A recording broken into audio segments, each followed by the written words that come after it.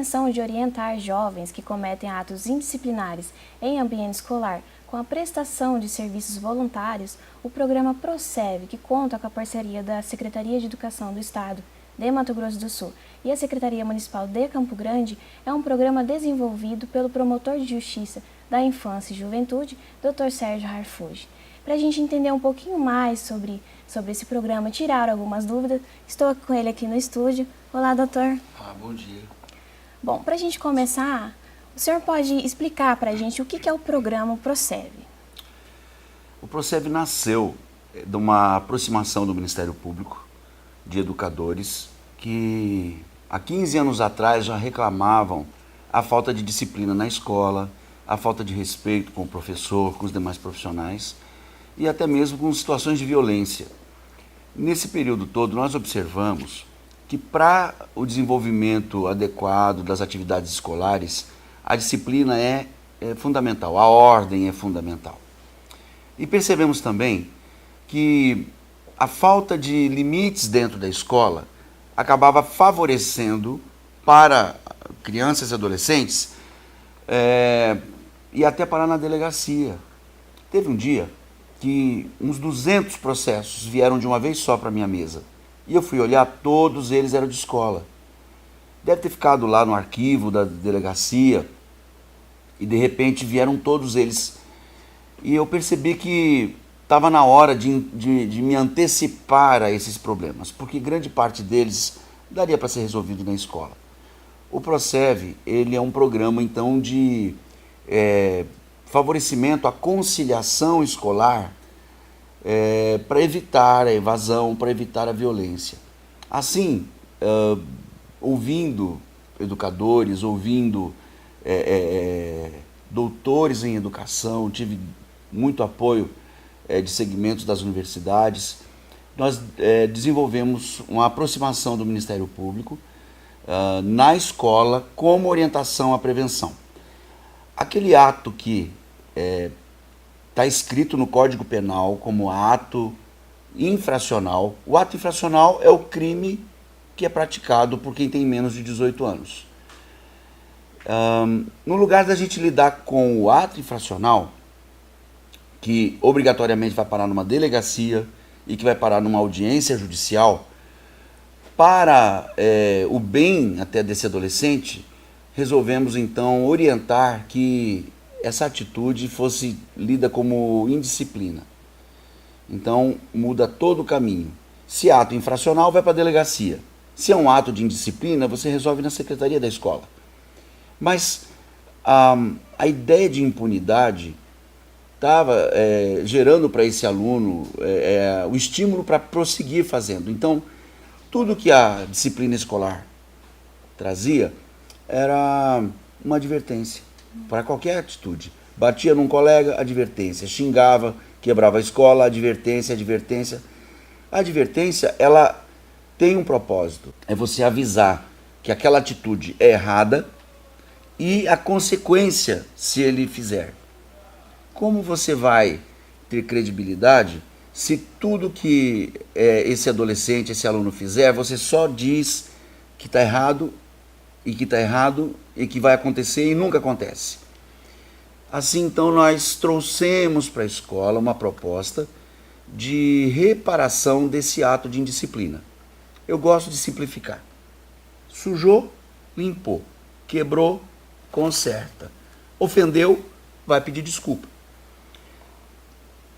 A princípio, a gente não sabia muito bem como lidar com cada ato, mas hoje, depois de 5 anos, só em Campo Grande, não é, percebemos que o projeto anteriormente ficou bem maduro e como houve resistência de alguns segmentos, nós, num embate judicial, recebemos então a definição de que era preciso inserir no regimento escolar essas regras.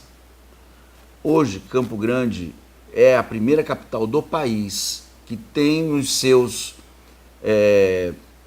registros escolares, no seu regimento escolar, a reparação da conduta de indisciplina do aluno além da advertência. Então agora ele faz algo, ele é advertido do que e qual é a seriedade, e ele deve reparar aquilo que ele fez. Então, se ele quebrou um vidro, ele vai consertar, a mãe paga, não é? Se ele sujar alguma coisa, ele vai limpar. E isso não é violação do trabalho infantil, isso não é violação da proteção infantil, pelo contrário, é um ato pedagógico de orientação. E como é feita essa orientação para o adolescente, né? Ele vai ficar ciente, se ele cometer o ato, ele vai ter que, né, no caso, responder por aquilo. Como que é feita essa orientação com o adolescente?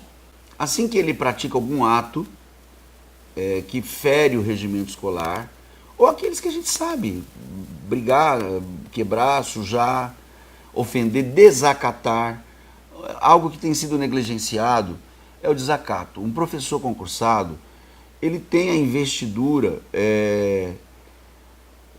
oficial para os atos que ele pratica. Então, um exemplo simples. Se você sai na calçada e um policial multou seu carro, você vai pegar a multa? Primeiro, ninguém gosta de ser multado.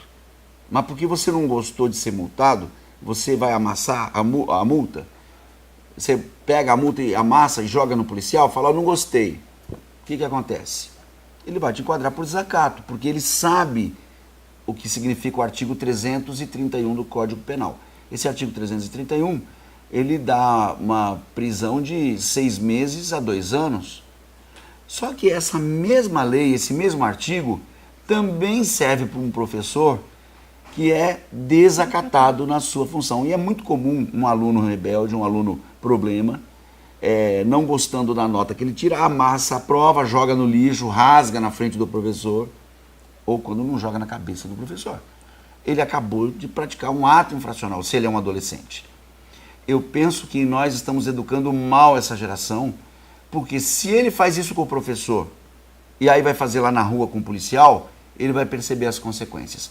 Pior, alguns deles evadem, fogem da escola, e aí numa briga, numa rua, numa boca de fumo, ele vai querer fazer do mesmo jeito, ele morre. Então, quando ele pratica um ato dessa natureza, ele é chamado na coordenação da escola, os pais são avisados imediatamente, e ele então vai ser exortado. Eu até oriento que pega o artigo do Código Penal, mostra para ele, fala, o que você fez está aqui, ó. Está no Código Penal. Você sujou a parede, é dano, crime de dano. Se é adolescente, um ato infracional de dano. Então é acompanhado pela família. A família fica ciente na hora que o aluno ele for orientado, né, o que ele vai ter que fazer, a família acompanha toda essa orientação para o adolescente. Ela sempre está junto. O tempo todo. O tempo todo. Até porque a base dessa resposta legal de reparação é através de uma atitude de serviço. Por exemplo, se ele suja, se ele vai limpar, é um serviço. E isso não é trabalho. Por quê?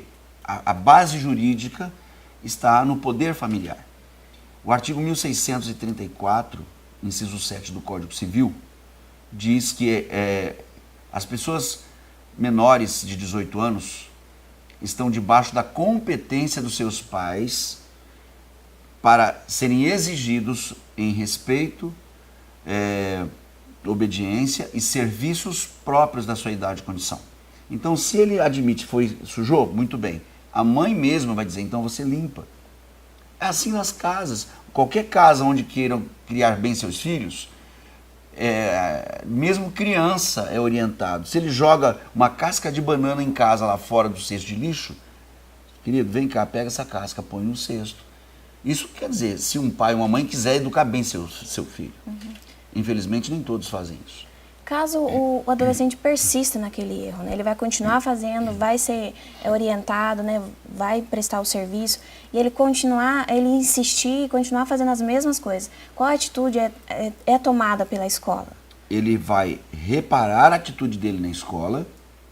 Se não quiser, não faça, mas aí então é encaminhado ao Ministério Público e eu vou instaurar um procedimento que pode até ser um ato, pode ser até o que nós seria a denúncia criminal para o adulto, é uma ação de representação por ato infracional.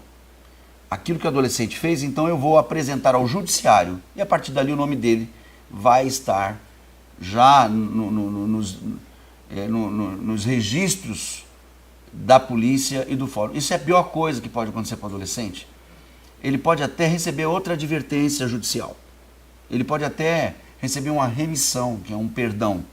Mas só o fato do nome de um adolescente estar como ato infracional, como infrator, isso gera antecedentes negativos. O adolescente, ele é primário. Então, qualquer que seja o ato que ele pratique, ele continua primário. Não é? Até os 18 anos. Mas ele leva uma ficha de antecedentes. Quantos for. Nós temos adolescentes com 3, 4 páginas de antecedentes. E isso vai pesar na vida dele. Mais tarde ele recobra um pouco de juízo, ele vai querer trabalhar, isso vai ser ruim para ele. No serviço militar vai ser ruim. E até mesmo, caso ele venha cometer um ato infracional, o juiz vai olhar e vai ver, poxa, você tem muitos outros registros policiais. E é claro, com isso ele vai responder de forma mais grave. O senhor disse que faz 5 anos que esse programa, né, está em ação. Diminuiu o caso? Porque o senhor disse anteriormente, chegava muito casos lá para a promotoria, sim, casos como esse, né? Diminuiu?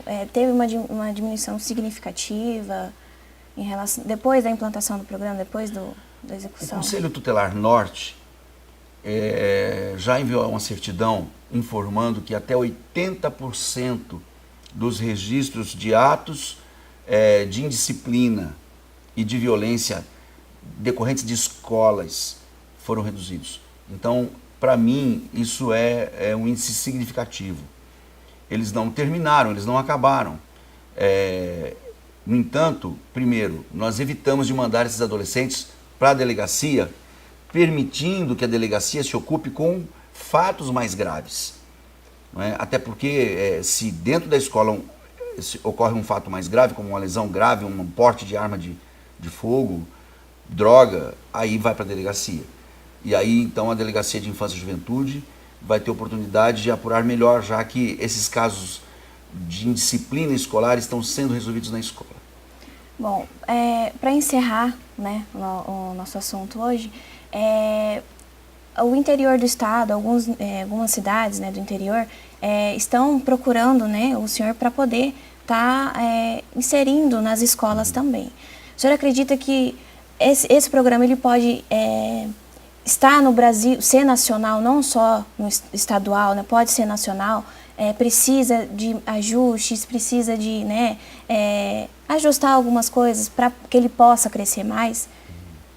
Cara, eu já tive em diversas outras capitais. Agora, recentemente, eu estive no estado de São Paulo, naquela região de Campinas, onde tem 10 cidades já sendo preparadas para a instauração do programa. Eu disse a instauração do programa. São municípios que querem instalar nos seus regimentos escolares esse dispositivo disciplinar. Me parece que é só o começo. Eu já estive no norte, até Manaus, no sul, até o Rio Grande do Sul, em todos no Mato Grosso, tive no Rio de Janeiro, enfim, é difícil dizer até nas capitais onde eu já tive, mas estive lá compartilhando o programa. Mas agora nós estamos entrando numa fase de instalação do programa. Claro, aqui o papel dos pais é importante. Eles são convocados para estar nas reuniões da escola.